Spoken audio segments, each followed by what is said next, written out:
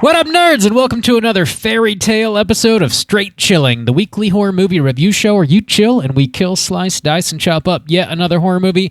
My name is Bob. I'll be your host for the evening. This is episode 491, recorded Monday, August 26th, 2024. Tonight we're talking about the winner of the August poll, which is Pan's Labyrinth from 2006. Before we get into it, let me introduce everyone else on the show. First up, calling in from Washington, D.C., we got your boy, Randeezy. What's up, man? Buongiorno. How's it going, buddy? I'm ready to take in some foreign cinema with you, my guy. Your Spanish is so good, man. Oh, you know, I try. Grazie. I love it. Keep it coming. Mm-hmm. Oh, yeah, it's coming. Last but not least, calling in from Seoul, South Korea, we got your boy, Soju. What's up, man?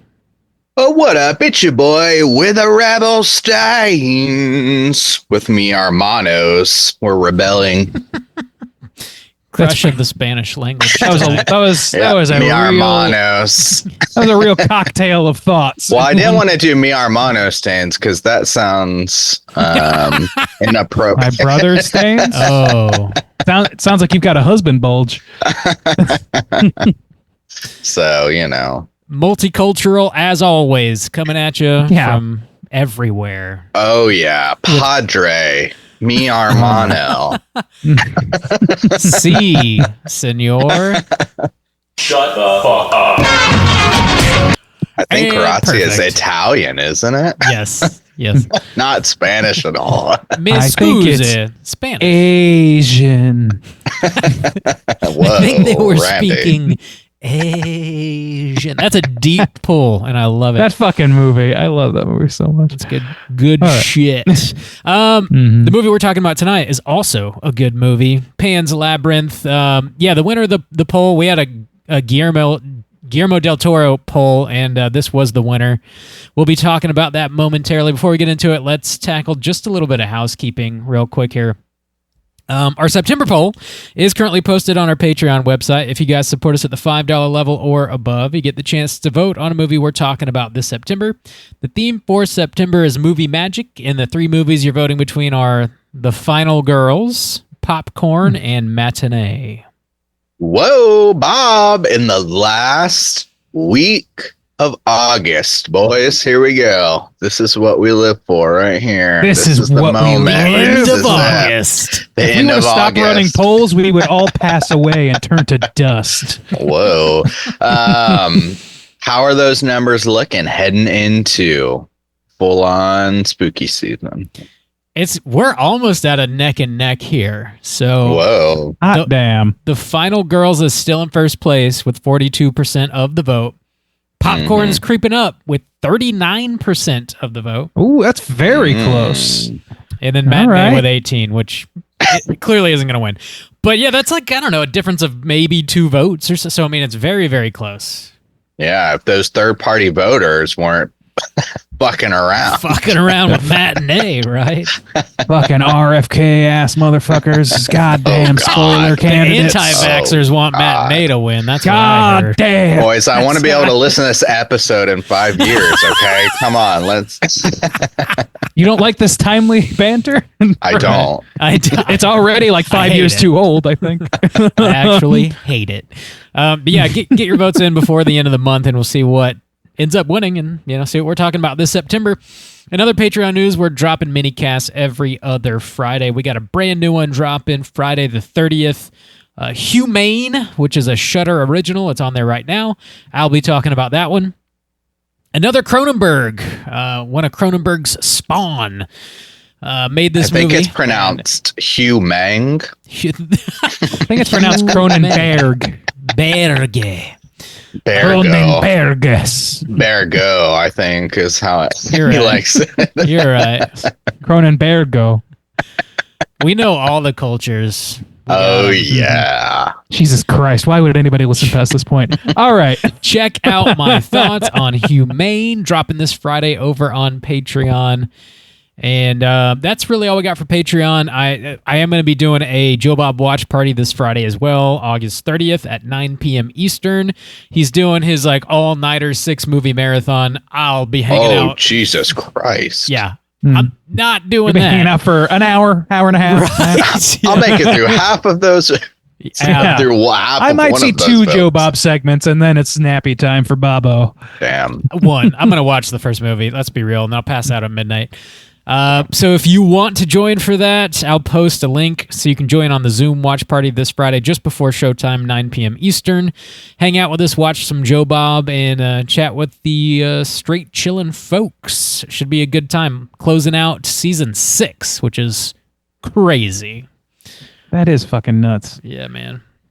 That's all I got though for housekeeping. Do you guys have anything you want to plug? Whoa, I actually have a feature I need to plug, which is crazy considering the year I've been having. But I am featured on the next episode of Plug It Up with our friend Caitlin. And we are talking about Queen of the Damned. Oh yeah, A classic. Still never seen that one. The past few episodes I've been on there, we've definitely been going through our vampire rounds, and so there was a couple of movies we were bouncing back and forth, and I ultimately kind of wanted to cover Queen of the Damned. So yeah, that was so yeah. Give that a listen over Plug It Up podcast, and I believe that's on my housekeeping. Cool. Yeah, I don't have anything else. Bob, are you clean? Squeaky. All right. This house is clean. All right, let's get into the main event. We're talking Pan's Labyrinth, and we're kicking it off with the back of the box. What's on the back of the box?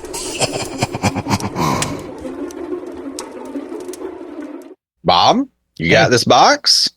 I do have this box. Yeah, Criterion put this out on Blu-ray a few years ago. And, Ooh, that looks clean. You want to know something special? Yeah. I have that box. Ooh. Oh, that same One of the exact few that I box, got. Randy? That same box. It's All my right. box Rob's holding right now. You're flexing on me right I now. don't. This is a Soju approved box right here. This is an okay by me. This can go in your Yeah, they have a little collection. sticker on the front that says Soju Yeah, approved. Soju approved. Yeah. Yep. Few and Yeah. far between are those. Yes. Mhm. Very few and far between. This is one of them. But yeah, that's easy to find if you want to pick it up. It's usually maybe $20. You can find it like anywhere. You can also rent this anywhere. It's super easy to find if you haven't seen it. Check it out. This is from 2006, rated R, with a runtime of 1 hour and 58 minutes. This was written and directed by Guillermo Del Toro. Stars Ivana Baquero, Ariadna Gil, Sergey Lopez, some other lovely folks. The plot synopsis brought to you by IMDb is as follows. In the Falangist Spain of 1944, the bookish young stepdaughter of a sadistic army officer escapes into an eerie but captivating fantasy world. Gentlemen, have we seen this movie before, and would you recommend folks check it out? Randy, why don't you kick us off? Yeah. Actually, I know that we all have seen this film because we all took the same literature class in our introductory year of college, Where we watched was, movies. where we watched this movie and read a bunch City of books centered God, around too, right? City of God. Yeah, Yeah. We watched. What a It was kick-ass centered class. around lost children. It That- was, that yeah. class ruled. I still Yeah. love that class. We read we watched those. We read The Curious Incident of the Dog in the Nighttime and Kite Yeah. Runner Yeah. and God Peter damn. Pan. Like, it was a fucking great class, All honestly. good shit. Yeah. So yeah, we have definitely all seen this, and I think more than once, certainly, for most of us. And yeah, definite recommend. This is a movie that is rich visually, rich thematically, rich in talent in general. There's a reason that we chose Guillermo del Toro as a highlight for this poll, and it's because he's incredible, and this is absolutely one of the most, it's agreed upon as one of the most successful films he's made, I think, generally speaking, or one of the more liked films of his. It was definitely his big crossover in America. I couldn't recommend it more, really. Like, I think it's very much worth your time. Cool. Juice, what about you? Yeah, I've seen this several times, and I would highly recommend it. This is probably my favorite Del Toro film, even though he's got a lot of them. And it's we've covered a decent amount. We've done Shape of Water, Blade Deuce, Nightmare Alley, Chronos too, yeah. So yeah, I was happy to do this poll. I was happy that Pan's Labyrinth won, and if you've never seen this before, I would absolutely recommend that you check it out. Bob, how about you? Would you recommend people check this out? Oh yeah, absolutely. If you haven't seen this, definitely treat yourself. In true Del Toro fashion, it's a dark fairy tale, and he has he takes extra special care with every single little detail of the movie. And yeah, watch it. Treat yourself. That sounds like a hearty recommendation across the board here at Straight Chilling, and we are going to be spoiling Pan's Labyrinth. And here comes your warning.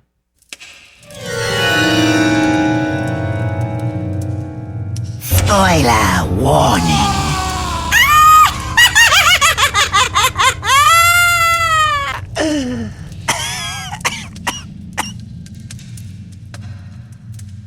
Whoa, Bob, you gonna read this plot synopsis in Spanish? You wish. I do wish. But no. We'll be here all night. All night. Yeah, I got the synopsis typed up, and it also in like true Del Toro fashion, this is set with like the backdrop of a war that really happened. So I've got like a little bit of information about that in the synopsis, but not much. Okay. So here we go. In a fairy tale, we see Princess Moana, whose father is king of the underworld. She ends up visiting Earth, and the sun blinds her and erases her memory of who she is. She becomes mortal and eventually dies on Earth. The king believes her spirit will eventually return to the underworld, and he builds labyrinths all over the world, which act as portals so she can one day return. And then we see our main characters here in 1944, Francoist Spain, which is the period of Spanish history between 1936 and 1975, where Francisco Franco ruled Spain after the Spanish Civil War had concluded. We see our main character, 10-year-old Ophelia, and her pregnant mother, Carmen. They go to meet Captain Vidal, who is Ophelia's new stepfather. He is a civil guard and a fascist, and he's been assigned to hunt down the Spanish Maquis, who are guerrillas who fought against the Spanish dictatorship after the Spanish Civil War. We see a large insect Ophelia believes to be a fairy appear in a room and leads her over to an ancient stone labyrinth. Vidal's housekeeper, Mercedes, who is secretly supporting her brother and other members of the Maquis, stop her. The creature returns that night, and they do travel into the labyrinth, where Ophelia meets a fawn creature who gives her a book, who believes she's the reincarnated princess of Moana. He says she will find 3 tasks in the book she must complete before being granted immortality and allowed to return to the underworld. The first task is retrieving a key from a toad's belly, which she does complete. Her mother's worsening illness worries her, and the fawn gives her a mandrake root to put under her bed. She's also supposed to regularly give it blood, which eases her mother's illness. Ophelia then completes the second task, which is retrieving a dagger from the lair of the Pale Man. Despite the fawn's warnings, Ophelia eats 2 grapes while in the lair, which awakens the creature. He tries to eat her, but she escapes. The fawn is annoyed at her disobedience and refuses to tell her the third And you can't piss on hospitality! I won't allow it! Perfect bump placement. Ophelia then becomes aware of her stepfather's hunting, torturing, and killing of the Maquis. He finds out the doctor he has on staff euthanized one of the members, and he ends up killing the doctor. Vidal finds the mandrake root and throws it into a fire. Ophelia's mother immediately feels painful contractions and ends up dying while giving birth to Vidal's son. Mercedes tries to escape with Ophelia, but they are discovered. Ophelia is interrogated. Mercedes frees herself and stabs Vidal and escapes. The fawn returns and tells Ophelia to take her brother into the labyrinth to be given the third and final task. She does, and Vidal follows after her while the Maquis attack his outpost. The fawn says she must draw blood from her brother, as you need the blood of an innocent to open the portable. She refuses the fawn's wishes. And open the portable? The portable. You gotta open up that portable. It's a portable portable. Teach, we need the portable opened. The fawn bails after that. Vidal witnesses the conversation, but he can't see the fawn. Here we go. He takes the baby from Ophelia and then shoots her. As he exits the labyrinth, he's surrounded by the Maquis. He hands the baby over to Mercedes, and she asks He asks that his son knows the time of his death. She says he's never going to know anything about his father. He is then shot and killed. Mercedes walks into the labyrinth and finds Ophelia. We get a flash of her standing in front of her parents, who were king and queen of the underworld. They say her choosing to sacrifice her own blood allowed her to pass the final test, and they invite her to sit on the throne with them to an uproarious applause. Now, we then flash back to the labyrinth, and we see Ophelia has died. Roll credits. Yay, feel good film of the year. I forgot how brutal this movie is. It really is. It's a hard R. Like, damn. You know, it definitely, and it's like it's this thing where it follows all the most bombastic and memorable parts of it. Not all of, but the majority of them are so fantastical and whimsical, and they're all in the fantasy world side of things because that's so unique and so like stylized to Guillermo Del Toro's like personal style that you kind of just, it's easy to forget just how much fucked up like visceral gore is in this movie. One of the things that always stands out in my memory from the very first time we watched it is that bottle kill scene where he just beats that dude in the face with the hunters, bottle. Yeah. The very beginning. Rough. And it turns out they really were just hunting rabbits. Yeah. Yeah, he's and not this is at all. This is a great villain. He's, as far as like forgettable villains or like villains that kind of slip off the dome, I think he fits in that category. But in the context of the film or whatever, like he's a fantastic villain and it's like quite believable. And I think his brutality really represents the idea of like the soldiers that you fear during war, like the commanders. He's just so unfeeling, but he's like so insecure with something to prove that like, even though we don't get a lot from him, like I feel like he's so deeply fleshed out that like all of his decisions and motivations like make sense and are so fearful, especially from a child's perspective. But yeah, I think they have a really great villain in this film. I agree, Dude, man. Yeah. Sorry, go ahead, Bob. I love how the first thing we hear him say when Ophelia and her mom arrives is, "You're 15 minutes late." That's like how he greets them. He's like obsessed with time, and we kind of come to find out why. He's got his father's watch on. And then like the doctor asks how he's so sure that his unborn child is a boy. And his response is like, "Don't fuck with me." Like he couldn't possibly produce a girl. Like it's, God, he's so good. It's just, he's such a hateable character, man. That's the thing is like I don't see him as a character that is easily forgotten for me. He stands out to me more than any other character besides Ophelia herself. And of course, the fawn and things like that, like the fantastical creatures. But in the real world, he stands out. Like he is. I mean, those are the central figures ultimately. And it's just like, but like, man, he is just so fucking unrepentantly evil. But also, you give him just enough pathos, like the thing about his father and the watch and all that stuff. I didn't remember that part, and that's so fucking interesting to me. That like like you said, Bob or Justin, whoever said it, like.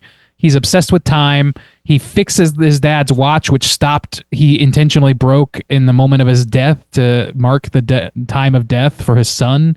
And his son like is so regimented. And so he's like, I'm going to continue. It's all about continuing on in the future, continuing the family name and the legacy. And when they tell him, no one's ever going to know this kid's name, know your name. And he's just like looks so defeated and then gets shot in the goddamn face and his eye starts drifting up.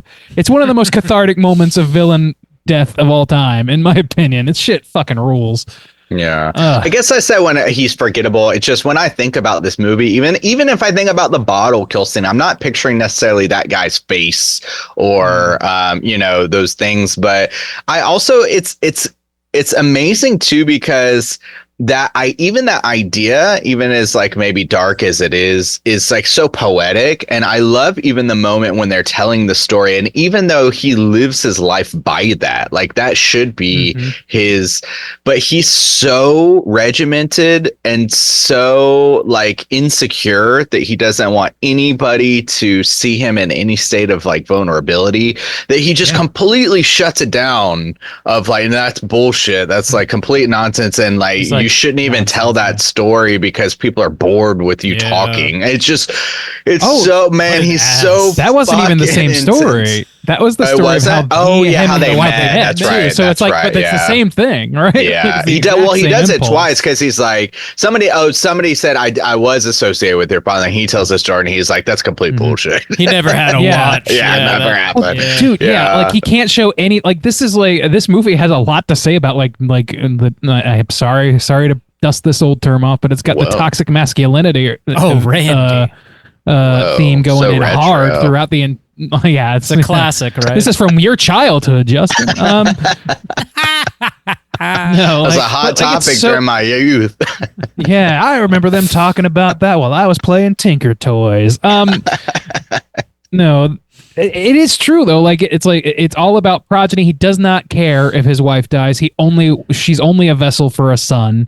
He cannot have anything but a son in his mind. All of these things, they amount to like the most fragile ego of all time being bolstered by like just infinitely thick fortress walls around his core impulses. And that's like, it makes him into an evil fuck who is so disassociated from himself and everything else that he can just do evil shit without even blinking.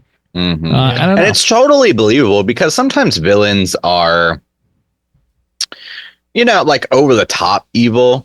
Or just, but I mean, everything that he does completely makes sense. Nothing, it seems like out of the realm of possibility. And by the end of it, I really did have this kind of like realization moment of, or not realization, just when the rebels come in and they're only like, we only have 20 guys left and they just kill this guy and this outpost is done. I'm like, damn. Isn't that just fucking war, man? I mean, this thing that stood as this outpost and this oppression and presence for this town where people are murdered or living in constant fear or tortured or just can't even go hunting or like all of these things that affects this community, that affects us around. And in one night, it's just erased and that's it. It's gone. Anything that dude did, it doesn't fucking matter. His legacy, he doesn't have one. It's burned down to the ground. It's just a shack. It's just an empty shack. And and all of that fucking hate and just terrible things and disruption of people's lives is nothing now. It's just nothing. And it's like, God damn, just stop being fucking dicks. That's not allowed. That's the tagline of this movie. Yeah, God damn, just stop being fucking dicks. So, Jude. We're just normal men. Hands Labyrinth. But I agree. Like the war is very central to this and like unremovable from it. And so because of that, I looked into like just like a complete top level view of what all went on, Francoist Spain, all that stuff, because I'm like completely American ignorant on that stuff. I don't know if you guys knew anything about this going on. I didn't. No, and I think that's a good twist for this movie too, because I feel like a lot of the war movies that we see are featured either in France or Germany. I mean, that's just we do have the sometimes like the Pacific and stuff. Every now and then we'll get some pictures of like Japan American or something. conflicts. Yeah, exactly. But yeah, like having it set in Spain is nice, honestly. The different style uniforms. I mean, we brought this up during I think the most recent one was Godzilla -1, but we've covered a few movies that take place like around this time, and like the aesthetic's always beautiful. But it is nice to have like some alternatives. That kind of like blue that they got is, I don't know, it's just it's cool to be in a new setting. Yeah. Well, Sorry, I mean, it seems almost allegorical to like the whole movie seems allegorical to like that whole period, basically, because like insurgency was all over the place. Like they fought, they had a civil war that got sparked, which led to Franco's rise to power. And, he was a fascistic conservative dude who also pulled the country out of economic depression while simultaneously setting up concentration camps and backing Axis powers, though subtly, for their assistance in the Civil War and all this stuff. So he was like, this is truly about like the impact of fascism and the inhumanity of it. authoritarianism and all that stuff. And it does it so well through like just like really this one evil character, as well as like the apparatus that he surrounds himself with and why they behave the way they do. It's because of him. It's his fragile ego ekes into them and like gives them cause to be more cruel than they would otherwise. Like the way, I don't remember what he says, but when the nursemaid, whatever, is captured and just about killed by a circle of dudes on horses, he says something kind of gloating to her, is like about how much he would hurt her or whatever before things turn on him. Yeah. And it's just like, I don't know how, like, some of that is ingrained in people, and some of it is learned. A lot of it is learned, and he's learning that from the powers that he takes orders from, and he has no option to question anything. That's a huge theme in this, is the ability to question things and whether or not that's a virtue. It's pretty clear this movie says it's a virtue, but not for these soldiers. And it causes them to die, causes them to kill, and causes nothing but pain and suffering throughout the entire movie. Well, and it's cool to... go ahead. Watching Mercedes after she is captured and tied up, and they're about to, like, he's about to interrogate her. He's like, he tells everybody else to leave the room because he doesn't need their help. She's just one woman. And then before she fucking stitches him up like the asshole that he really is, she explains to his face, like, the reason I got away with this for so fucking long right under your nose is because I was invisible, because I'm a woman. And like, he just saw right past her, and then she fucks him up again. It's just like, you found your dream power, man. She did kill him. God, I think that was the most frustrating thing in this watch this time, is that she like walks away from it. And I'm like, no, that's probably one of the most frustrating things about this movie, because I feel like she probably would kill him. Probably. Like, why would you not kill him? I think. I mean, honestly, I think it's a thematic thing. Like, like strategically, yes, but I think that like that this movie very clearly designates that side of the coin as being the humanitarians of the bunch, the people who can accept the humanity that exists in all people. Point. And so like she accepts that in him, even through his evil shit. It's an altruistic thing that is ultimately nearly her undoing, and that's unfortunately the case. That's why it's strategically sound to eliminate your assault, the people that would kill you, and make them a non-entity in a non-danger to you, a non-threat. But like, these two things are at odds. Like, you can either play it safe and protect yourself, even to the extent of taking away someone's life, or you can like protect yourself as much as you need to, walk away, and pray that mercy gets repaid. Like, it's a very dangerous fucking game, and it more often than not, in global politics sense, does not work out in the favor of the non-strategic aspects. So yeah, I don't know, man. It's like it's a microcosm. This whole movie is a microcosm of the effects of dictatorial entities and war and factionalism, and what it is to take somebody's humanity and strip it away and make them the good soldier and nothing more, at risk of their own demise. So what are they willing to do to protect themselves from being seen as less than that? Well, and I think it too, watching it this time, I think those themes are very well represented within the fantastical world too. And I like, it's like this, God, Del Toro kicks so much ass. This movie is so beautiful, but it's this stack on stack on stack, because we're watching a movie that is serving as an allegory, while also this girl is experiencing the war through this fantastical world that is these tasks, and these creatures are also representing the aspects of war. It's just like stacked on it while we're watching the movie that represents the war. Like, it's so well done. And honestly, what year did this come out? I can't remember exactly, but it's there. It still looks really good. There's like a couple of moments where you could say like, oh, maybe, like some of the effects are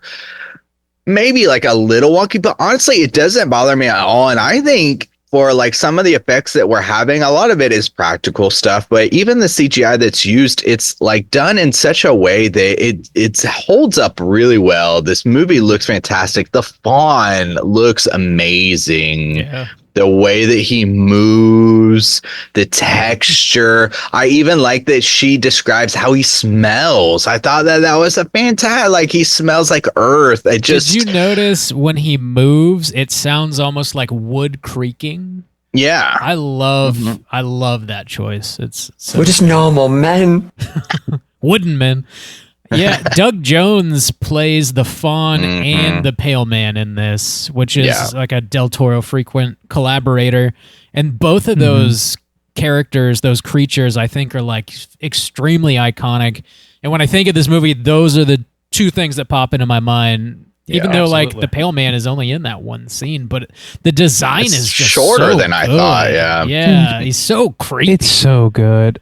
That's the thing is like you talk about the effects like in the CG and stuff, like a lot of this isn't CG and that shows. Yeah. But what CG they use is used not to enhance the reality of the scene, but to enhance the fantasy of the scene, which is makes all the difference in the world. It's like, you know, the difference between like, when you watch like the Lego movie, that shit looks great. It doesn't look real. It's not supposed to. And so that's where people like devotion to realism is something that we're like hardwired, I think, in America to really, really zone in on and want things to be as fidelity to real life as possible.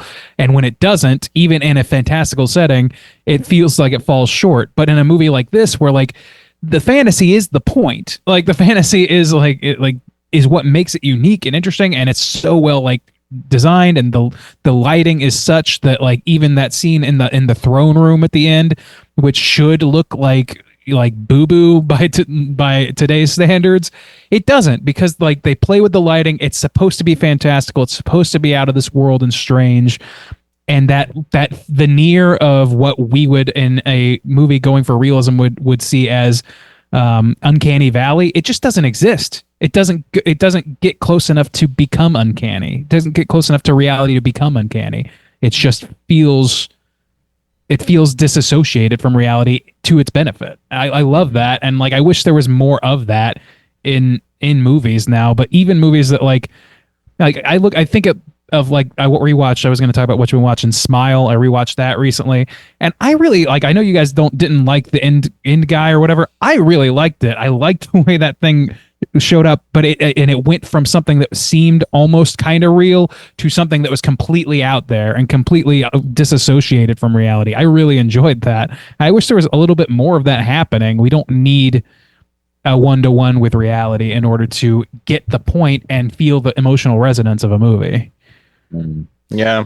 Well, and I like this too, because from the fantastical sense, we've talked about this in some kind of cringe kind of ways, or just some of the things that people have tried to do over the past like 20 years or so of maybe taking a child's property and making it dark, making it gritty or whatever. But the aspect of this of, you know, everything's been so Disneyfied that like you kind of forget that a lot of the old fairy tales are really like cautionary tales for kids. You know, they're trying to teach, teach kids some lessons, and usually like people die or like brutal things happen. And having this movie when you have a world filled of things like Alice in Wonderlands, where there's an uncanny danger, but not really. Everything's bouncy, everything's silly, everything's over the top. To have this idea of like children are in danger, but they're still in their realm of fantasy. The fantasy is the realm of the child, but in it, it's not this,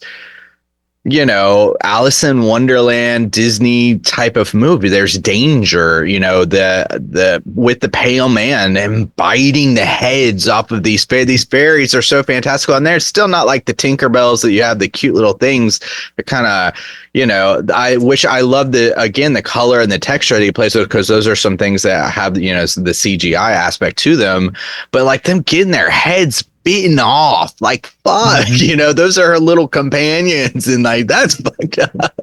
It's just it's nice to have that twist of like taking these things seriously, or they have real consequences, they have real danger, and her mistakes, her selfishness kind of like leads to that, and then her like desperation of her mother dying. It's works so well. It's so good. Did you guys think while you were watching this movie unfold for the first time that they would actually kill Ophelia at the end? No, I definitely either. Not really. I mean, I thought first for time, sure they would kill Vidal. I thought for sure they would kill. Sure. No, Mercedes. Oh, okay, I thought yeah. she was definitely going down, and she didn't. Weird. Yeah, Of all the characters, she made it. Yeah, I honestly don't remember what I thought the first time, but it works so well that she is the one that dies. I mean, she needs that. I mean, she's got that escape in the end, or whatever for plots. Points, but to your point earlier though, Juice, like the thing about this is like this isn't a fantasy in the way that, like you said, it's not Disneyfied. Like it is a dark fantasy in the tradition of things like fucking Labyrinth and like Mirror Mask came to mind, and like I don't know, like Return to Oz, which it kind of is that sort of like darkifying of what we recognize as being a squeaky clean American institution of a property. But that itself was kind of dark when written by Frank L. Baum and the people that continued that story on. There's some dark shit in that too. And that's just the way it used to be. We like kids' stories were like fairy tales were not like explicitly like kids' stories necessarily. They weren't entertainment well, they were like parables and things for kids, but they were not necessarily like catered to save kids. They were not safe, and kids interact with them differently. There was a whole featurette. I don't know if you watched any of the featurettes on Criterion, Bob, but no, there was a featurette where Guillermo had a conversation with, oh God, I forgot her name, a children's fantasy author, and they were talking. It was so fucking interesting to hear them talk about like, look, it's like, kids are both innocent and also capable of great depth of understanding in a way that, we forget sometimes as adults. Like we're not entrenched. We're not bringing as much baggage into a story as they are. They are able to freely associate things in a way that we can't. They recognize evil in ways that we can't, and they don't recognize evil in ways that we can't. I thought that was really fucking interesting, especially because this movie splits the difference. It goes in both. Like it shows you both the grim reality and the stark whimsy of it, and it all like blends perfectly, but it doesn't clean anything up at all. You know what I mean? It is just as a kid understands it and as the real world really is, and just seeing those two parallel universes twist and turn through each other is so fucking beautiful. Yeah. It's a beautiful movie. It really does. It focuses way more on the horrors of war than I initially recalled, with the doctor like having to sever that dude's leg, and him after that horrific torture sequence with the dude that stutters real bad, and he gives him a chance to live, which he's never going to let him live, but if he can count to 3, he'll let him live. Like that sequence is just like one of the more guttural things I remember seeing, and I don't know, probably since this movie came out. Like it's just so gut-wrenching to watch that shit. And I love that Del Toro always, like, maybe not always, but oftentimes roots his movies, like maybe not Hellboy and shit like that, but like oftentimes ties his movies to something like real world. A lot of times it's war. Like The Devil's Backbone specifically does that too. For sure. The beginning of Hellboy kind of doesn't it? Like they're fucking with the occult so that they can win the war. Or something there are like that. Nazis and shit. Actually, yeah, something. Still, even that kind of does. Yeah.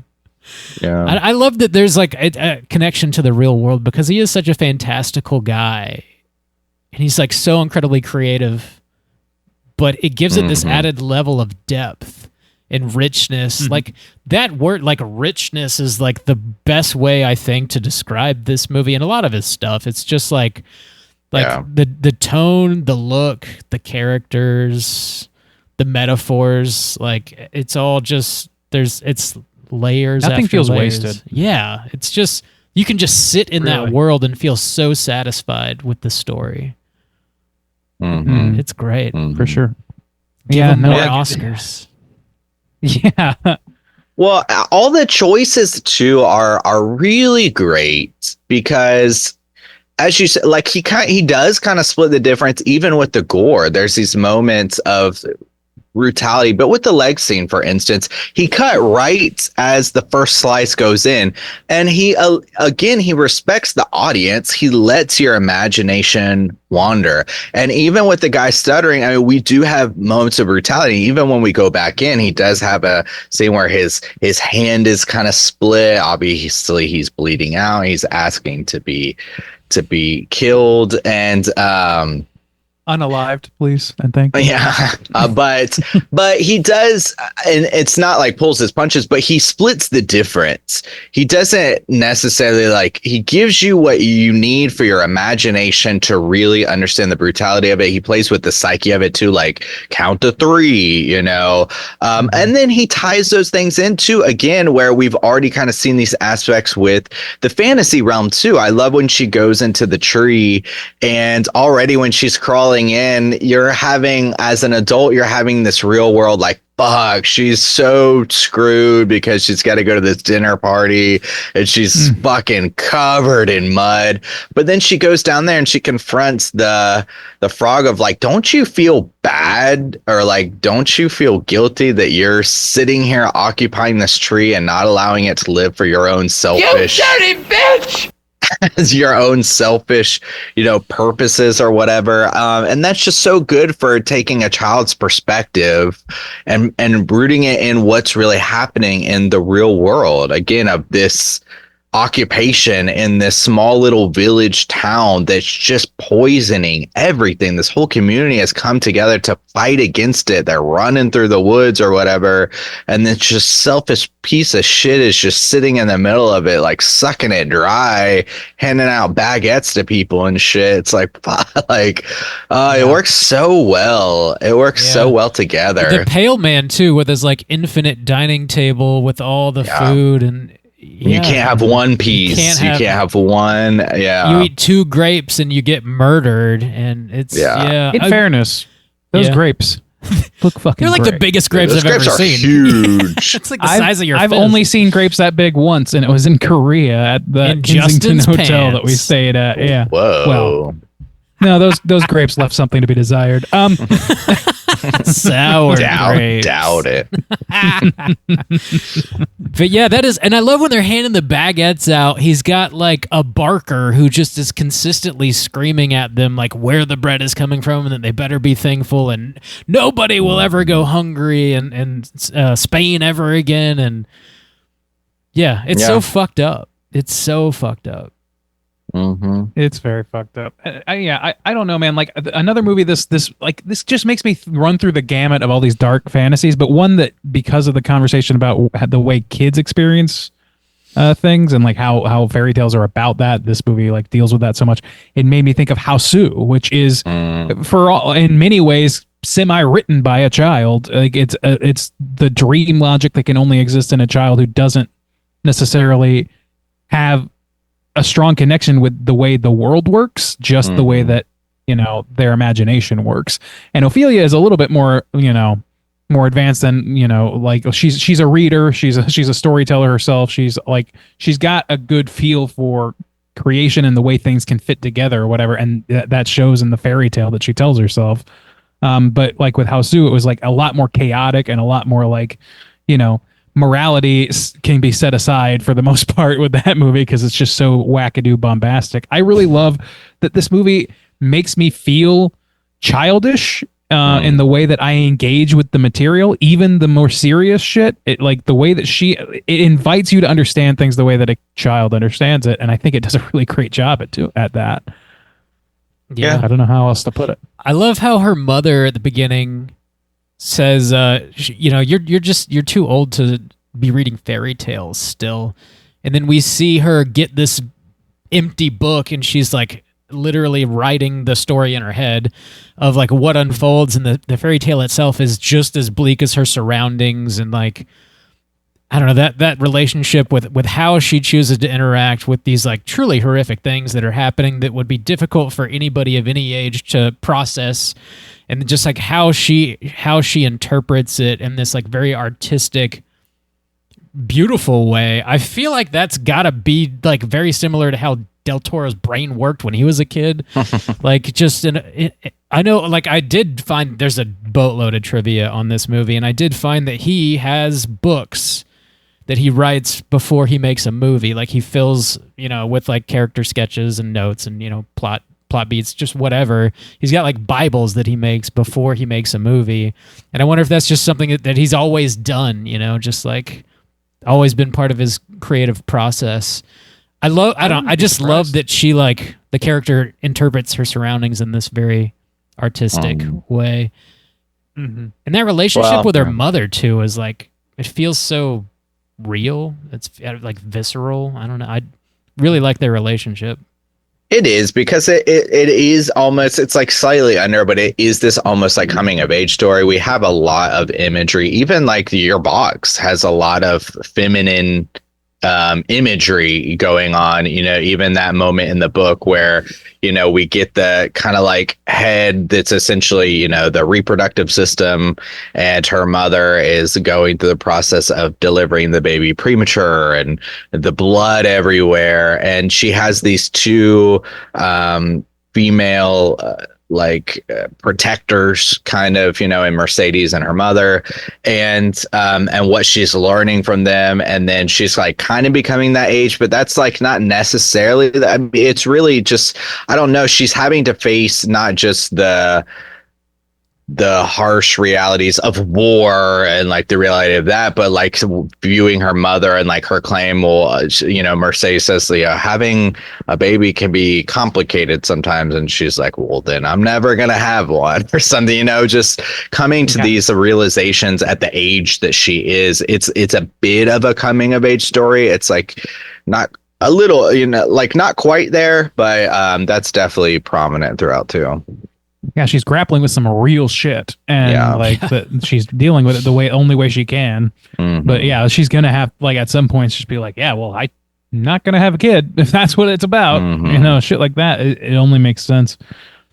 But I don't know, man. I could praise this movie all day long, but the thing is, it just is so immaculately put together, and Del Toro is just like this, man. Like you said, like the Bibles, that doesn't surprise me at all. Like the what is it, a story Bible or whatever? Yeah, it's filled with like notes and characters and sketches and just all kinds of stuff. And there was apparently the book that he had for this movie that he was putting together. He'd been working on it for a couple years, and he left it in the back of a cab. And whenever he realized that he had done that, he thought the movie would like never happen. But the cab driver somehow found him and got it back to him and allowed him to continue on his creative process. But like this movie was like meant to be in that way. It could have just been gone. That's incredible. Yeah, man. When you lose something like that, that's a huge tough deal. I remember like Beck and I, when we were traveling, we have a national parks cancellation stamp book where every park we go to, every national park site, we get a stamp on the date that we go and all this other stuff. And it's basically like a little documenting like our travels. And we thought we lost it at one point, and I don't remember the circumstances of it, but we were like heartbroken for like 2 weeks about this until we fucking found it just shoved up behind the bed or something like that. Like losing something that shit feels so personal, and we didn't like create anything. That's the difference. Like made that. Having sketches and shit, oh my god. It's a representation of a lot of your time and energy, though, in both cases. And your mind. And I mean, you create something and you put it down, and it completely reflects who you are as a person in that time. Whereas even though you created it, it doesn't necessarily mean you can recreate it or recreate it in the same kind of way. It is a time stamp of your life and preserves you. Like your mind created it in that moment with the feelings that you had, with the motivation that you had. It's a once in a lifetime thing, like it's only in that. So yeah, it's like losing a piece of yourself. No, for sure. I mean, that's how I feel. I mean, that's how I would feel about it. I get what you mean. It just makes it even more devastating thinking of it that way. There's a quote that I heard recently that's like an old philosophy quote that I'm going to bandy about willy-nilly now, which is, a man cannot step into the same river twice because it is not the same river and he is not the same man. And that's fucking true, man. Like you lose something. Like that's what's like beautiful about having something, like being able to create something like a movie, like or like this document or whatever. Like that was for him.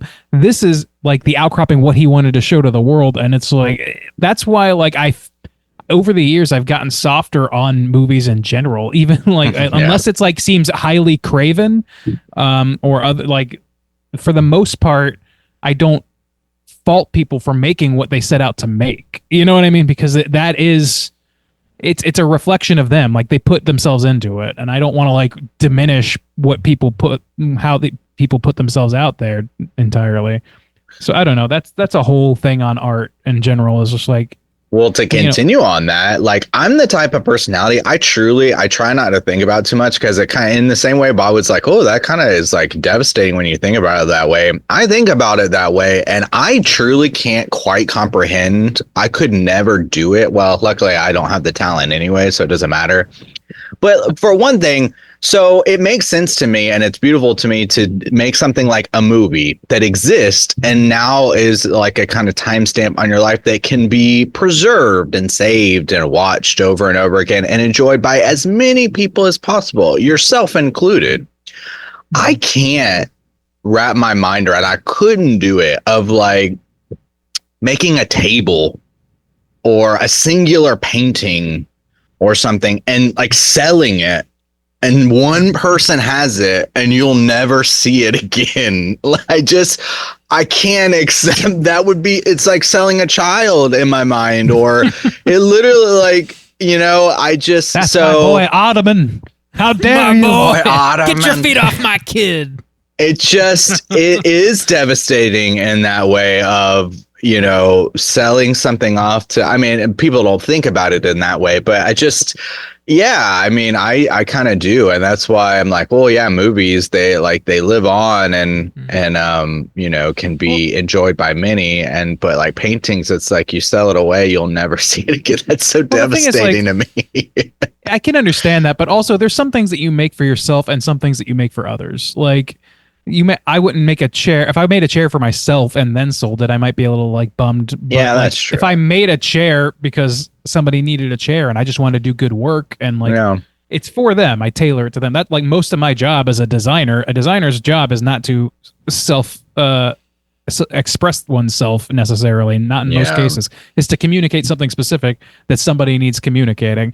So like that's it's easy for me to sell that because nobody else is getting the utility out of it that the person I'm selling it to would get out of it. Yeah, it's most valuable to them in the end, more valuable to them than it is to me, at least ideally.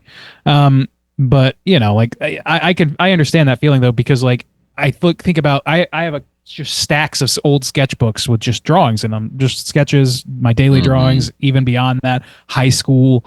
Before that, even like just so many old sketches and things, and they mean nothing to nobody except for me. Like for the most part, if I lost one, I would be heartbroken, but it would mean nothing to anybody else. That's like what's great about movies is you kind of do it for both. Like you can do it exclusively for yourself and just put it out into the world, or you can make it for everybody, and that becomes a more of a business thing, and that's what leads to like sort of foregoing artistry in exchange for accessibility, I guess, or some other variation of that. Compromising, you compromise a little bit of like what you bring to the table. You're channeling ideas through yourself to give to other people, and that's a whole different thing that's kind of beautiful in itself.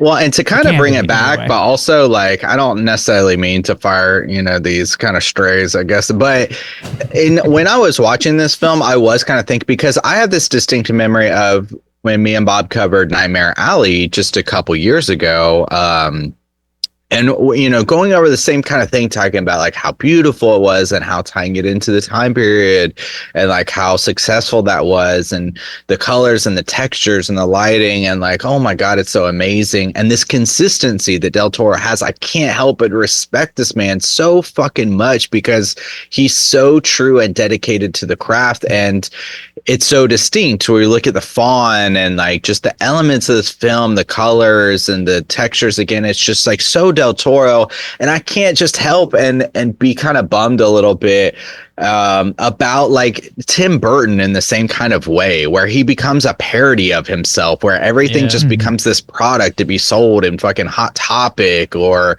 everything. And it's just all his movies are just shallow, like recent movies are just shallow parodies of what he used to be. And I just have so much respect for Del Toro in this way because like every single one of his movies are just seem to be crafted with so much care and respect that in that same kind of way, it's like this man's soul feels like it's in this film. When I watch this film, I feel like I'm experiencing a piece of fucking Del Toro's soul, like he's given it to me. And god damn, if I can't respect that so much, it just resonates throughout like almost every single fucking scene in this movie. And not just this movie, but it's just like, god, man, what, like, thank you. I can't just help but say like, fucking thank you for sharing that with me because it's amazing. It's like the idea of an auteur filmmaker versus someone that just like picks up a gig, you know, it's, you know, hired for a job and, you know, someone's got a script, here you go, make it happen. Whereas like Del Toro is like intimately involved with every single aspect of every single movie he does. It's like, that's why it feels so singular, because I feel like he's executing this vision of his in like every department is sort of like, I assume, drawing from all, you know, this Bible that he's created. Like they're not really having to guess too much.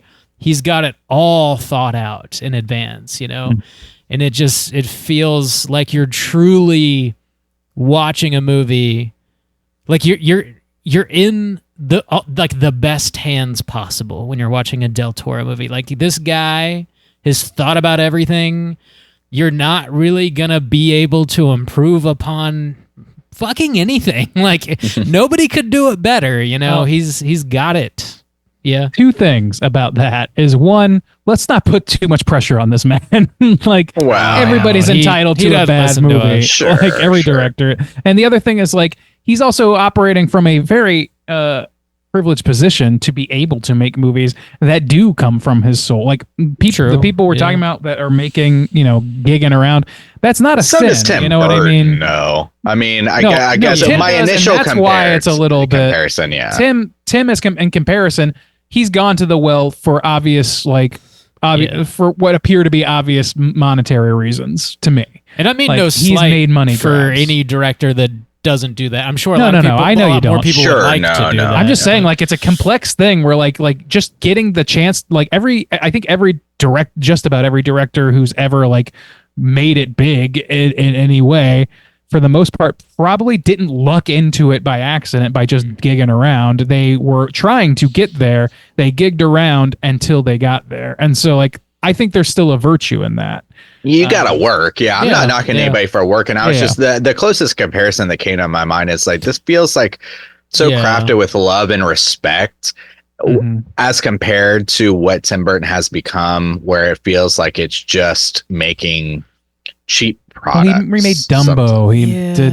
I'm looking at this like Big Eyes was maybe his last thing that seemed like, well, no, I guess Miss Peregrine's, which I don't know much about, but that's an adaptation. I think Big Eyes was maybe the last original thing that I know about from him, which I didn't see, but I'm given to believe was like a little bit better than some of his other stuff, like Dumbo, for example. Yeah, when Burton started doing the like IP stuff with Charlie and the Chocolate Factory and Alice in Wonderland, I kind of checked out after that. I just wasn't really into it.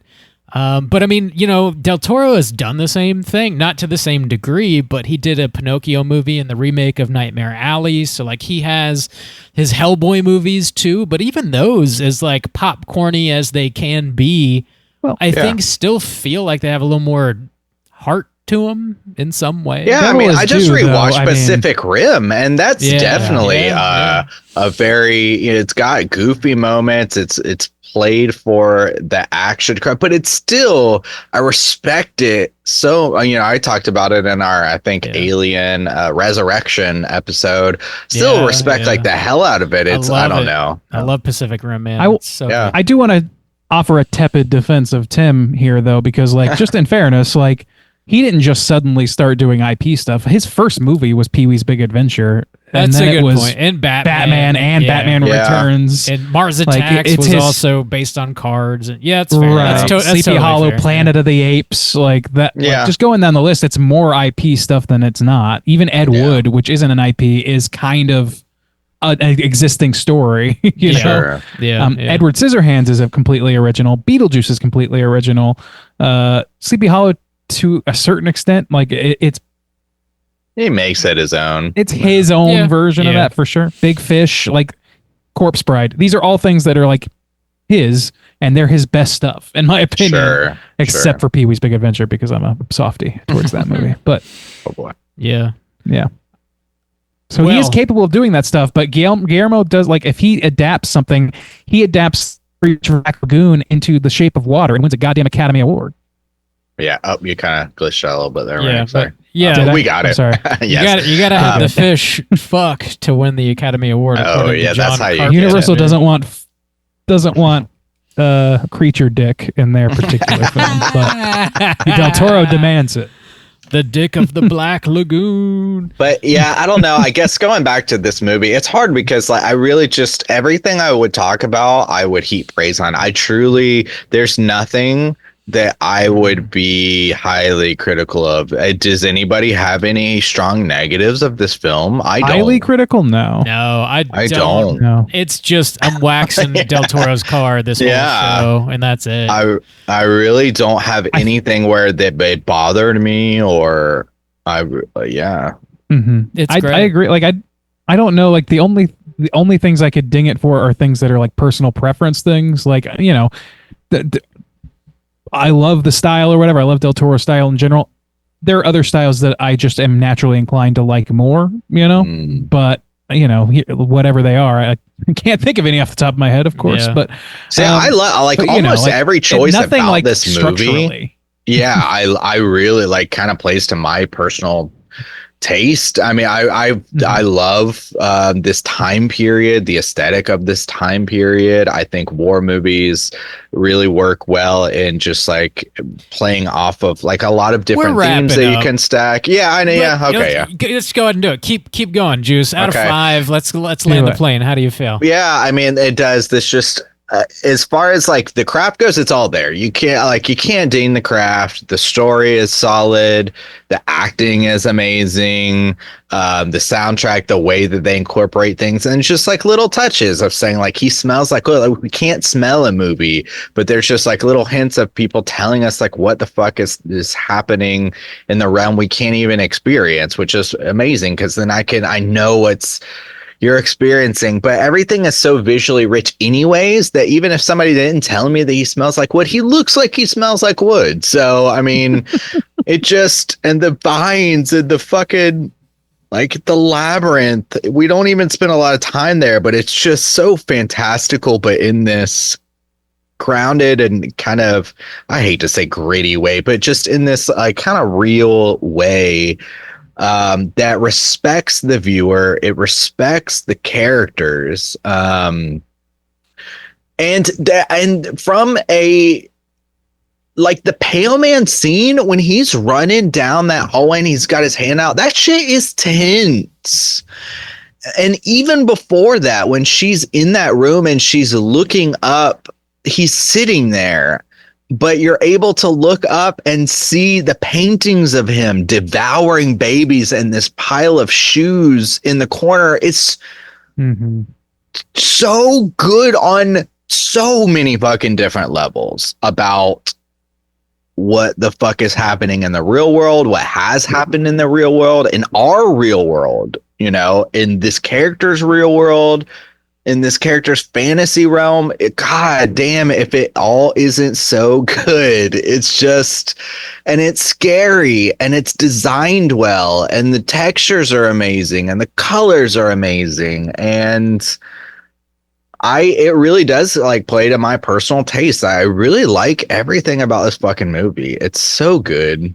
Of course it's going to be a 5-star for me. I really don't have anything critical to say about this movie. I don't like, I can't think of anything. It's 5 fucking stars. It's so good. I love Del Toro as a director. I mean, he's probably like one of the best living directors right now. I mean, like, he's and so he seems consistent. Like a chill dude. He seems like a great dude. He seems like one of the best fucking people. Like, at the top of the list of famous people you would love to have a beer with. Like, I would want to talk to that dude for hours. I could talk to that dude about monsters. I don't think you get a word in edgewise, and that would be fine. It would be fine. Yeah, it would be. Dude, Jesus Christ. Like, but yeah, I mean, a 5-star. Anyways, Bob, out of 5, where are you going to rate this? Yeah, I'm on the same page, really. We've just been gushing about this for the past hour or so.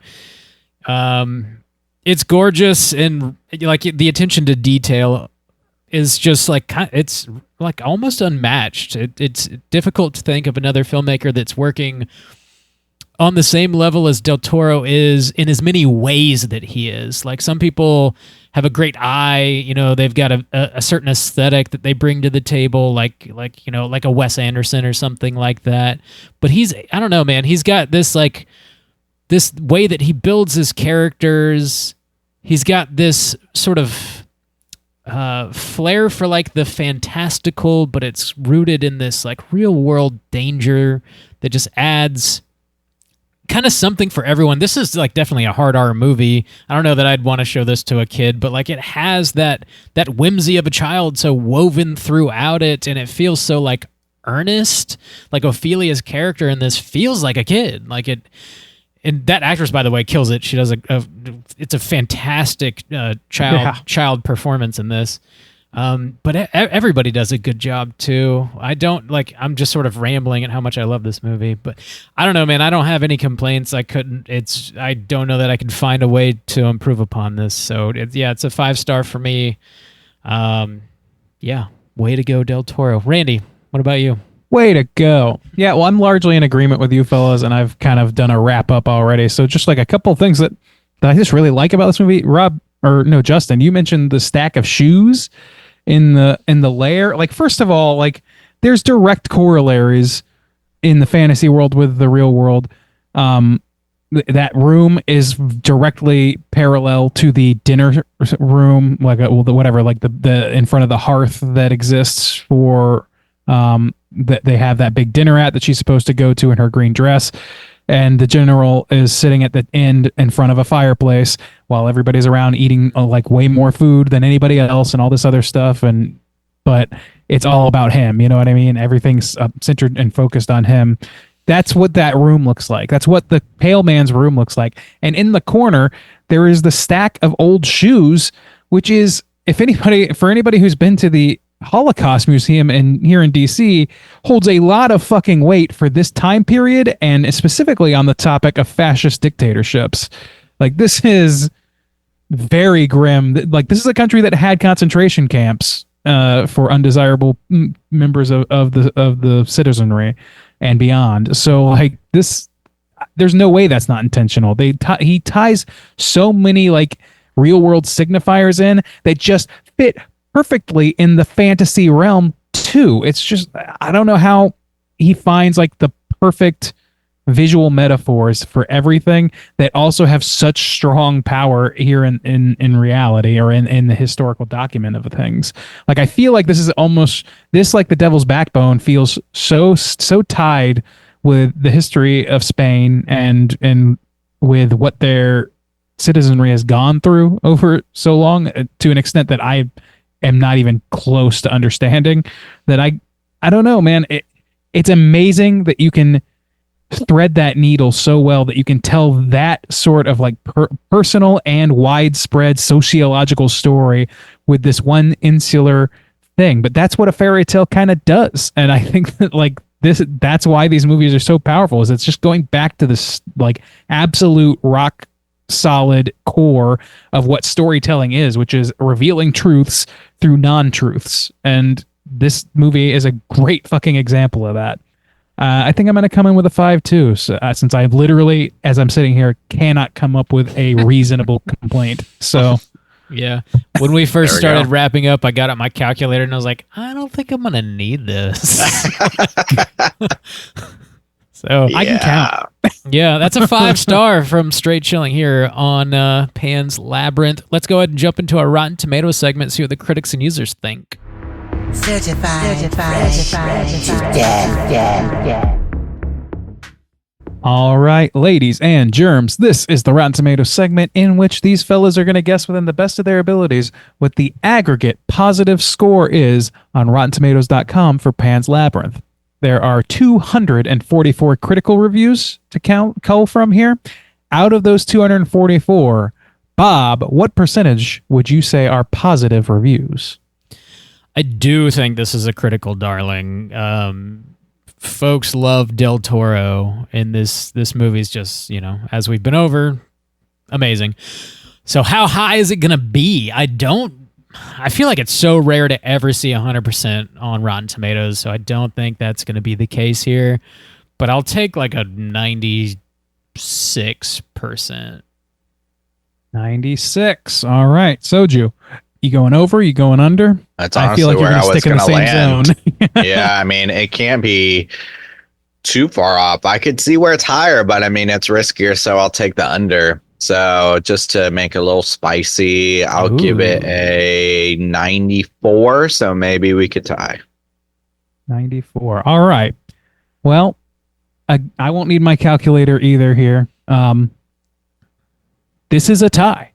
95% on the button. Nicely done. She was gorgeous. Damn. That's a ski neat right there, boys. The old skeet neat. Sometimes the Lord That's a pure ski neat in your hour of need. Uncut. Yeah, that's about as close. Yeah, you couldn't get any closer. You couldn't get a more skeet or more yeet at one time. Yeah. Whoa. So congratulations on that. I'm going to jump over to the man. It's the popcorn meter now, but like from a distance, I read the poop meter. Not good. Attaboy.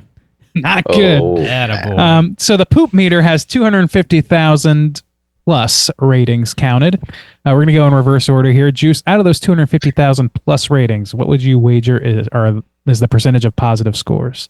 It's got to be still high, but maybe a little bit lower. So I'll just say 90. 90. All right. Bob, over, under, sideways, beyond? Yeah, it's going to be high still here, but 90 is a good cutoff. I think I'm going to take the over on this still, and I'll do a 92 because, maybe we'll tie twice. Maybe. Whoa. Straight chilling history. Guys, this is straight chilling history right now. Dead on 91%. Oh my God.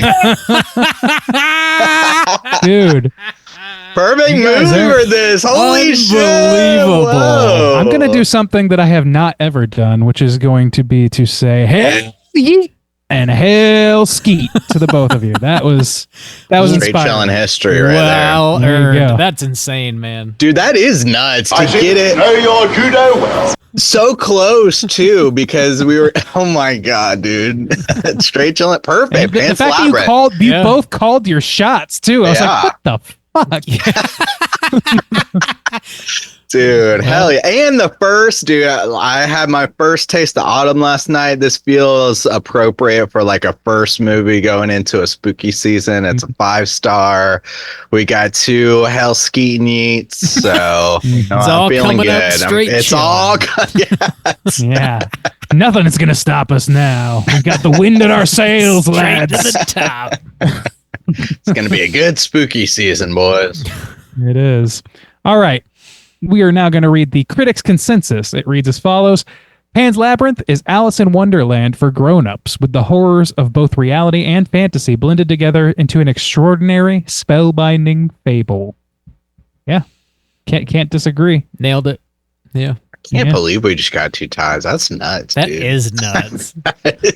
Two ties that were called and like 1 point off each. That's just fucking insane. Precision. It literally, unless you guys both guessed it correctly, there's no closer you can get.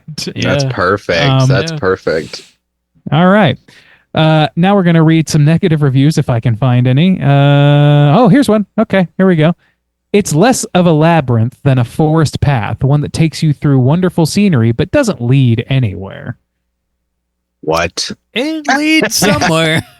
What are you talking about? I think it might lead to infanticide myself. What are you talking? The ending is so perfectly bitter. So, it's that like perfect balance of dark tragic to represent the real world of like reality and the escapist fantasy. Like what are you talking about? Literally dying and going home at the same time. Yeah, it's the perfect point. Like, what are you talking about? They couldn't overlap any better. Yeah. The man who is oppressing an entire people is fucking shot and before so told he won't be remembered and everything he ever did will be erased, which is the one thing he doesn't want. If nothing else, you couldn't find an anti-war movie in this? What the fuck are you watching? What are you? Kind of Leads some loose to nowhere. There, guys, like what are you talking? Nobody explained where the origin story for the fawn. Where else would it go? Where else could you take this movie? Well, I don't know. Well, they cut the Nick Fury sequence at the end, Jesus. So we'll never know. I just the Nick Fury sting. I'm but assembling what are they going to fawn? Fawn. I love something I didn't mention too. I always love because the idea of Pan. Now, in the Spanish translation, this is not Pan. It's like the labyrinth of the fawn or whatever. Yeah. So it's not naming Pan. But Pan is like a trickster. And this creature does not look like warm and cuddly. And at one point, he's like holding this blade and shit like that. And I love that even the aspect that is like more subtle of, you can't really trust this thing. He's telling you to do this shit, but you don't know if he has good intentions or not. I don't know. I like that element of it too. Here's one more negative review. Oh god. Just because this is fun. Ophelia's smock is swiped from Alice, her fawn from Narnia, and her magic book from Harry Potter. Del Toro sets her fairy tale apart with its unrelenting gore and misery. Are you legitimately trying to tell me you think this movie is derivative of Harry fucking Potter? Get fucked. Get out of here. Tell him, Randy. Oh my god. Get out of here. That's insane. No one's ever seen it. It's a J.K. war Rowling clearly film. invented magical books. That's never been done before. Never seen that before, ever. And it's a war film. You're like, and it's not even that gory. It is misery. It is and it is gore. gore. No, it is because it's not. But like the things that she's complaining that people are that it's like derivative of these other works. Like, yeah, it's a fucking fantasy fairy tale. It's playing directly and pointedly with fairy tales. Of course, it's going to use that imagery and like the smock. The smock in the book though are like the least. Yeah, what the fuck? What? It's a magic book that doesn't fucking exist. It's in the girl's head. They think do we think that fawns or like magical fucking creatures didn't exist before? Exist in Harry Potter? That like what fucking book is they talking about? The Horcrux book, whatever the Tom Riddle's diary thing. Oh, the diary? Yeah, I know. I know. From like the worst book / movie. Yeah, from the worst one in the series. Yeah, that clearly, but it was an original idea. No one had ever seen a magical book before. Klaatu Verada Nick too. But you know. Damn, Randy. Pulled that one off the dome quick. I don't know. Yeah. Anyway, so I just wanted to read that out loud so that we could take a shit. Baffled. Take a shit real quick. Yeah. I just took a huge shit. Nice. Okay. What about trivia, Bob? You said there's a mountain. Is that? Yeah, there's a lot left. Whoa. Yeah, let's do it. I'm having a good day. It's time for trivia. This is just first day of autumn. A good start. 5-star film. Housekeeping, eat sweep. Just, I mean, we're a pumpkin cookie and you'll be set for life. Man, I gotta go find one. You're gonna turn into a jack-o'-lantern by the end of the day. A juice-a-lantern. Damn. So there's some more trivia here. Del Toro apparently wrote the English subtitles himself. I guess this is something that he does now because he just doesn't trust other translators to translate his movies, which I get that. Yeah. Okay. Yeah, I get that too. Good for him. Translations were good. Every aspect of his fucking movies, man, he's just like, he's got it under control. If you hear him speak, like in that interview or whatever, just listening to him talk, like he is way more like intelligent and like the words he chooses, and like he is a very smart dude and he can communicate in English. So it makes perfect sense why he would want to translate this.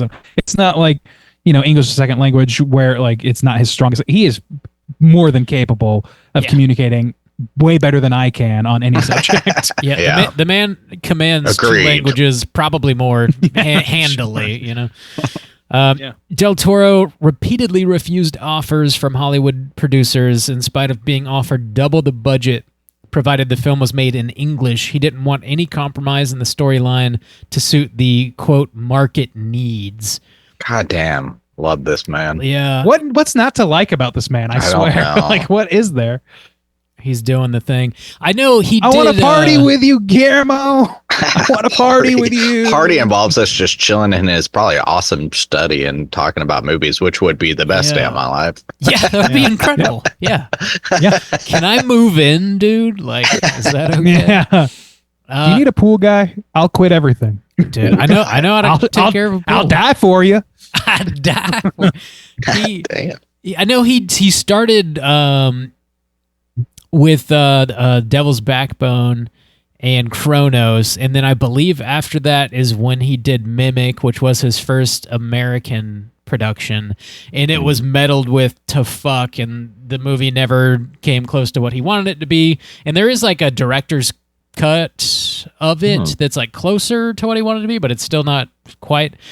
And then I think after that is when he went back to Mexico and produced Pan's Labyrinth and just like fucking showed everybody that like, good for him, man. Let him do what he wants to do kind of thing. So yeah. All of you should shut the fuck up. Yeah. God damn. Dude, speaking of Chronos, I want to rewatch that shit now. Me too. I need to revisit it. I was harsher on it when we covered it, I remember, but I should revisit it. That movie's great. I love that shit, dude. Del Toro gave up his entire salary, including back-end points, to see this film become realized. To this day, he believes it was totally worth it. Holy shit. That's wild, man. Can't agree more, because this broke through. Yeah, this America is like your best fucking way. film, yeah. Yeah. Oof. Your boy Doug Jones had to memorize not only his own lines in Spanish, which is a language that he does not speak fluently, but also Ivana Baquero's lines, so he knew when to speak his next line. The servos and the headpieces that he would wear, I guess, made so much noise that he just couldn't hear, so he had to like time his lines. Oh man, is it his voice?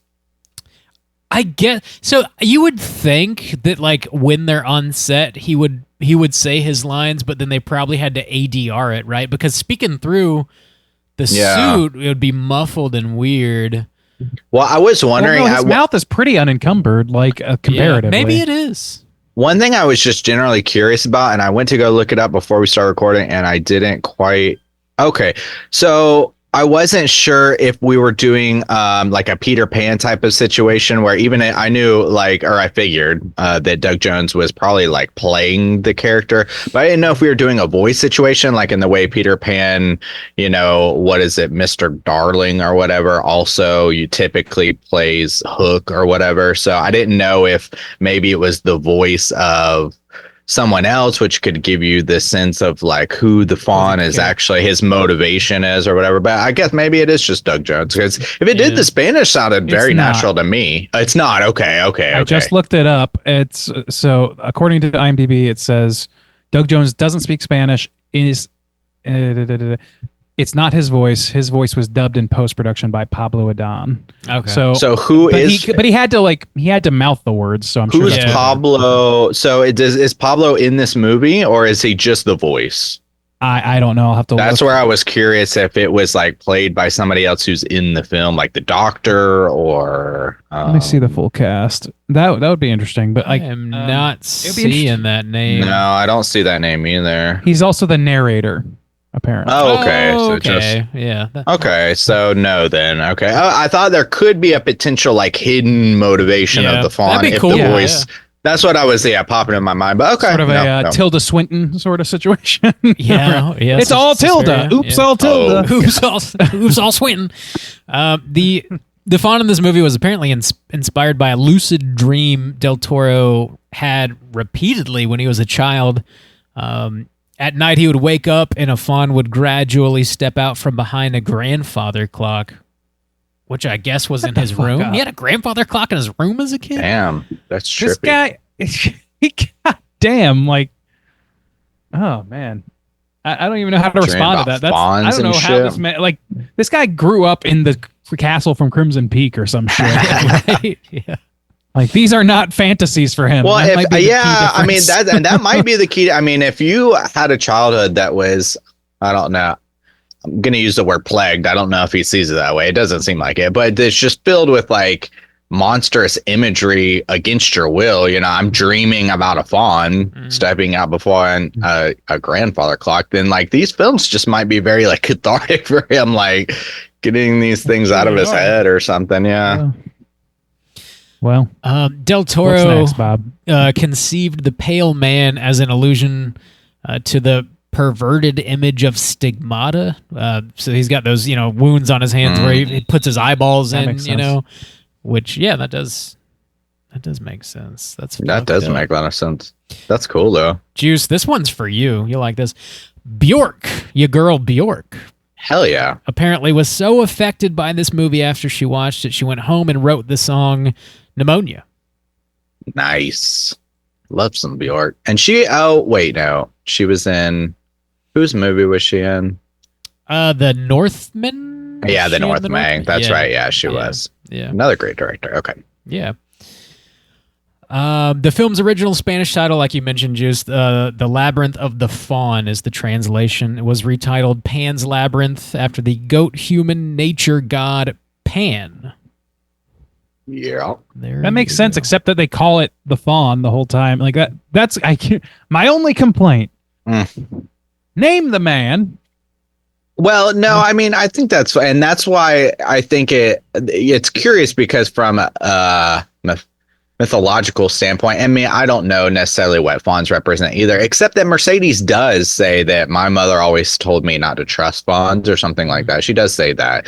But Pan specifically is like known as a trickster, and that's why it leads to that. But if it's never attached to the idea of Pan, then unless you are just know that fawns also play, or if they have a reputation for playing tricks, then I don't know. That would be the only difference.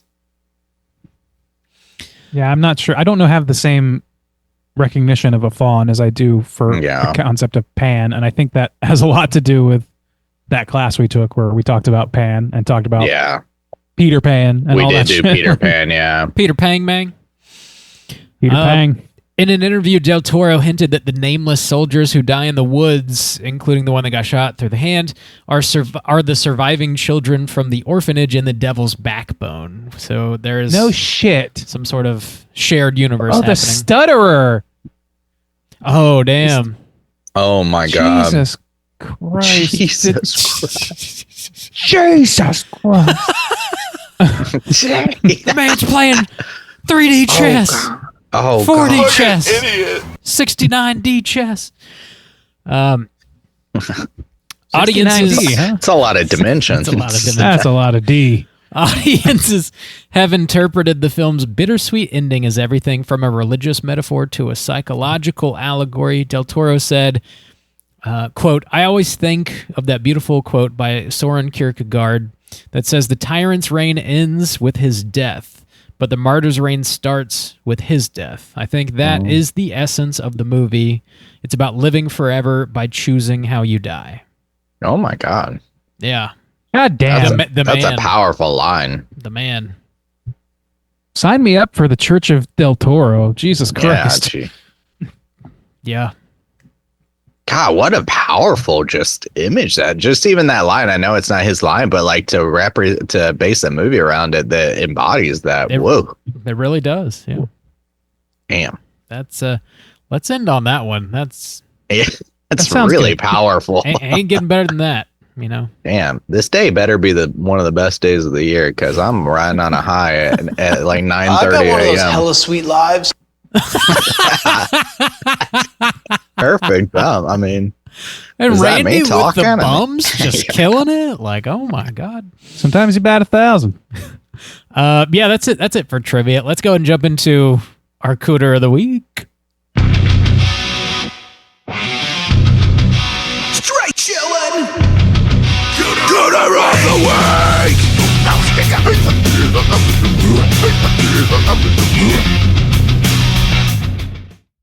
Juice, what is the Cooter and why do we hunt them? Oh, Cooter's character type and a straight chillin' exclusive. Cooter has to hit 3 of these 5 points to be considered a Cooter. We want the Cooter with the most points. The 5 points of Cooterdom are sexual deviancy, manipulation, smug arrogance, overall looking attire, and overall patheticness. Boys, we've been hunting Cooters for a long time. A decade. That's true. I went back and was listening to some older Halloween episodes as the autumn kind of broke, and I was like, holy shit, this is like, I mean, Halloween Resurrection, we were doing Cooter of the Weeks. That's like 5 years ago. Anyways, boys, who's our Cooter this week? I think we got just kind of one. This is Cooter free, right? Totally. No, I mean, it's all an outcropping of the one main Cooter. Yeah. Like, there's a lot of Cooter actions, but there's just one King Cooter in this thing. Vidal. What is his name? Vidal, yeah. Yeah. Vidal, yeah. Vidal, yeah, that's probably how you say it. I don't know. He's up there, man. My boy Vidal. He's just so unfucking repentant and like narrow, like pig-headedly narrow focused on his legacy and progeny and all that shit. And smug arrogance, yes. Oh, check. Manipulation, yes. Check. Yeah, I would say so. Sexual deviancy, though. So we don't. I think. I was gonna say we don't get a lot of like intimate moments with him and his wife, but it does certainly seem like she is just a vessel for his child. Period. Well, you know? Yes, I think he's definitely got this because yes to that, but also he like ransacked her husband's shop, and that's how they met the first time. He clearly, to me, like. Either coerced her or like the safety, like yeah, he's partially responsible for the removal or probable death of her late husband and Ophelia's father. So to then go out and like say, oh, but you're pretty and you could father me some children, so you want to get married and have security, like that's fuck you. She says yes to protect her child, and right, because she's sick and she has like she's a woman in a man's society that just doing needs what to make ends meet, Mm-hmm. So I would say yes. Yeah, I think that definitely tracks. It's not like sexual deviant in the JD Vance sense, but it is in so many other ways. God. How's that, Randy? I want to listen to this in 5 years. Randy, just go ahead and couch that point. We'll come back to it. Oh my lord. Okay. All right. I got a whole load patheticness, yeah. His like plea at the end, and also too his just whole fuckery with the watch and shit. Mm-hmm. I love that they implied that it's like not really ticking, or I don't know. It's a cool element to it, but yeah, and even just him not even being able to listen to a story about his father because of fear of what people think of him, like what's so pathetic. Well, it's so pathetic to not even be able to express any level of admiration or fondness for your father, even as he's being praised to you after death. Like Because he obviously holds the same when they're battling in the woods. He's like, "This is the only respectable way to die, men. Go out blasting." And like that's the whole story about his father. Is as he lay dying on the battlefield, he smashed his watch to give to his son. Like, why? He's so ashamed of any type of everything clearly goes back to that for him. It's clear that he's trying to make his dad proud or live whatever up in the afterlife or whatever. But like I get the impression that maybe, and I don't know this because we don't really go into it and it doesn't really matter, but like I have a suspicion that like his dad was maybe like more of a normal guy than he is and was just like trying to like, you know, make his son proud of him by saying like, well, you know, like he made something for his son to remember. I don't think that this guy would do anything like if he was dying on the battlefield. I don't think the same thing would occur to him. I think it would be all about just like, you know, make sure that my name lives on. Because he doesn't. I mean, that was a moment where because the whole story is the dad smashed the watch on the battlefield so his son would know his time of death. The guy, he has the opportunity to do the same thing. He pulls out the watch and instead he begs. Well, beg is loose term here, request. I guess, but he requests that the people tell the kid instead, because he specifically says, "Tell him the time I died." He has the watch. Yeah, what's up with that? Yeah, I didn't notice that, but yeah, you're right. He's too that's the thing is like his father was at least selfless enough to think of a memento for his son. He is too selfish himself to give up that memento, even though he has already corrupted it by making it tick again. And making it keep time. Well, his whole thing, that's a good point. Randy, is like it's about moving forward, like continuing his lineage, continuing time, like living in the future even after he dies. So like it does sort of represent that he doesn't want to stop time again. He's afraid about him. It's about his name continuing, not about his son having a memento of him. Yeah, he totally erases his dad's memory by just like fixing the clock. What the fuck? I don't know. That didn't even quite hit me about he just completely erases his dad's like memory. What the fuck? Oh my god. Okay. There's another way of looking at that that's much softer, but he's not a soft man, so you can't look at it that way. Anyway, looking at attire. I think he's a sharp looking man up until the point where he dude, gets all those Glasgow clothes smile, are. I love the aesthetics of these like old war movies, man. I think he looks like a bitch when he gets his like half Joker slice, you know, and he's got his Glasgow smile, like that's when he turns back up. Yeah, he does, and he's just soaking. I do like that at one point too. He's like going out. He doesn't even have an opportunity to change, so he's just like sitting in the disgraced clothing of where his arrogance led him. Yeah, that's Yeah, so he gets stripped down from top to bottom by the end, and that's I could give him that a little bit. That's a low level thing because it is. It's not his choice. It's all contextual. Yeah. But I want to fucking stick everything to him though. You just fucking stick it to him, Bob. Stick him. Yeah. This is not an impartial jury this round. This dude's a real motherfucker. I think we got him. That's top tier Cooter right got there. Got him. Got his ass. Let's go kick the motherfucker's ass all over Dreamland. Fucking killing the bump all game. over Dreamland. Just cruising into the fall. Just doing it. This is it, boys. Baby. We're doing it's all happening.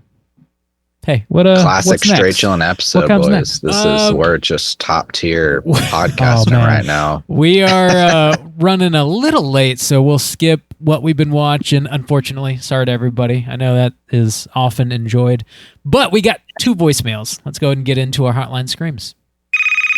Hotline Scream.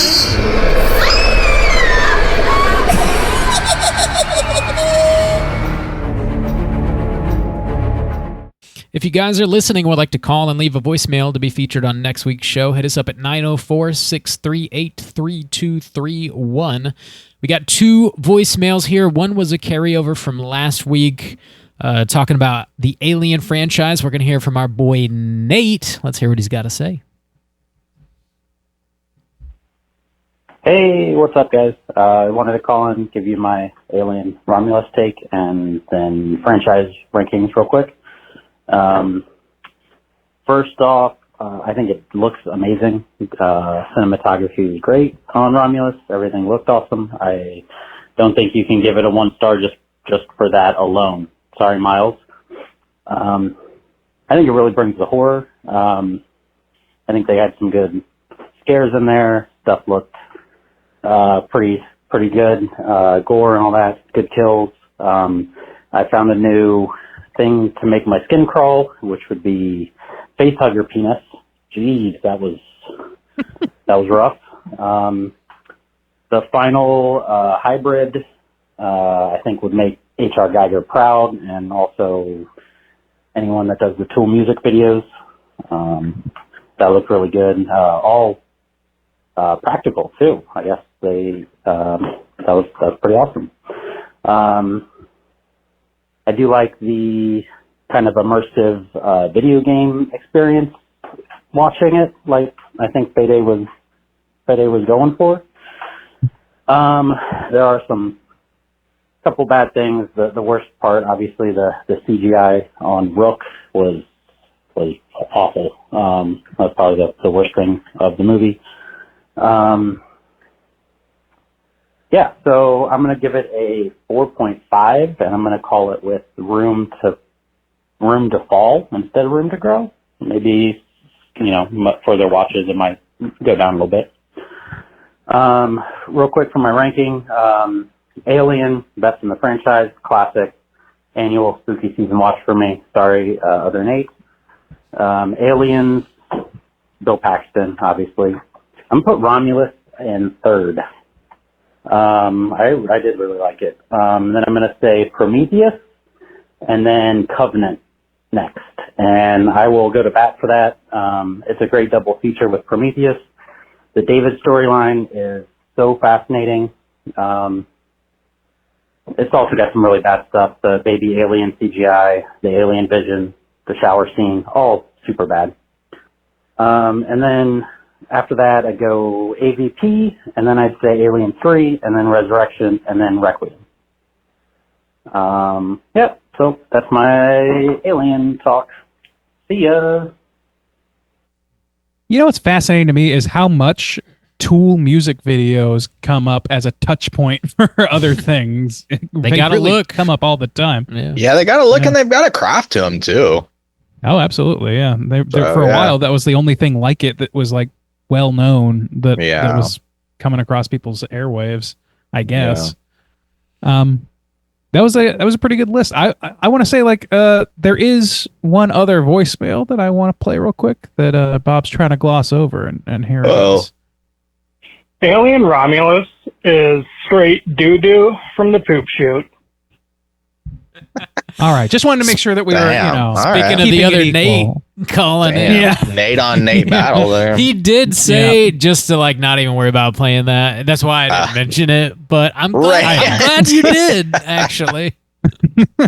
We got to keep things fair and balanced, Yeah. It is funny. I haven't seen Covenant since we covered it, to be fair. I don't know. Maybe it's better than I remember. Probably not. But. Hey, why don't you rewatch it? Watch it again. And I watch it 2-3 more times. Keep going. I don't think it's very good. Really? Okay. Yeah. I do think Prometheus has some cool stuff. It's interesting, how it seems like the Alien franchise, when people go to rank all those movies, it just varies so wildly. Where there's more consistency in a lot of other franchises, but Alien seems to be. I mean, all the different directors, all the different styles. Some are serious, some are a little more goofy, some are a little more actiony, some are a little more horror based. But they all have a very sturdy stem of. Yeah, tell me about that. For the most part. It's a pretty interesting franchise, to be honest. It is, yeah. People's reactions to it are it seems like it's weirdly. For a long time, it felt way more passive the way people would talk about this franchise, except for the people that really, really loved it. But with this movie in particular, I think there's always been an Alien versus Aliens crowd. Which one? I don't know. I think that's pretty strong in the franchise. I don't know. It feels like I just feel like tensions are a lot higher with this movie than there have Also, been in previous ones, but Prometheus. maybe that's just me. Prometheus was pretty divisive too. You have was. strong I wasn't like involved with lovers that and movie haters. until Yeah. much So later, I think it's been around since I don't know. Aliens It seems dropped. like there's just been like there's no the consensus is harder to find with this franchise than other For sure. franchises, and that's For sure. It feels like that's because people are just like constantly like finding different things that they personally prefer, and it's like there's just no there's no one thing that everybody agrees is the thing you gotta include, except I guess xenomorphs. Yeah. I guess. Yeah, they are just they're varied enough, I guess, where if you stack rank them, it could just be fucking almost anybody's game at the top. But yeah, it seems Aliens. It's up, but it's almost unfair because like one is more horror, one is more action. To say what's better, it's like they're almost in their own camp in a way. So I don't know, it's interesting to talk about. But it is. Thanks for calling in both Nates. We got a surprise Nate there. Yeah. Last but not least, we're gonna hear from our friend Johnny from Ireland once more. Let's hear what he's got to say.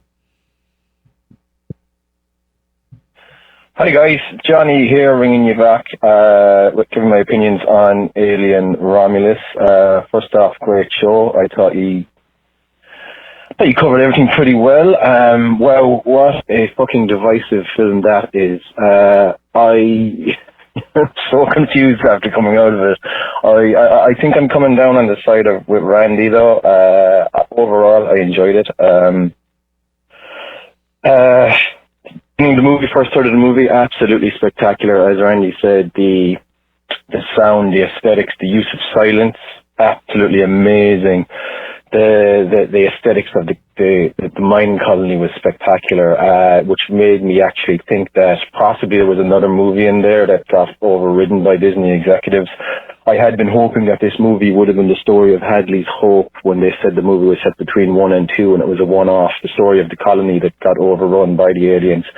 And I wonder with the aesthetics of the colony at the beginning looking very like Hadley's Hope, maybe that was something that happened and maybe other decisions were made. Another podcast that I listened to, an internet show, actually referred to Disney that they basically have a business plan now for their movies, that callbacks have to be included. So it makes me think that way too many callbacks. It could have been a classic. That fucking line. I'm hoping we get a version of this movie with that line edited out the way you can get Star Wars without Jar Jar Binks now. Overall though, I did enjoy it. There was parts of it were scary as shit. The fucking fella at the end, the offspring, Jesus fucking Christ, what a fucking wacky dude he was. But overall, I enjoyed it, guys. It was one of the better movies. I think there's no more good alien movies than bad. Anyways, thanks for all the good work with your shows, and keep on chilling, guys. Bye-bye. All right. Got one on my team. Randy for Randy. Ooh, coming in hot for Randy. I'm going to call that as a win for Soju as well, because me and Randy, I think, ranked it the same. So I'm sure you're going to count it that way.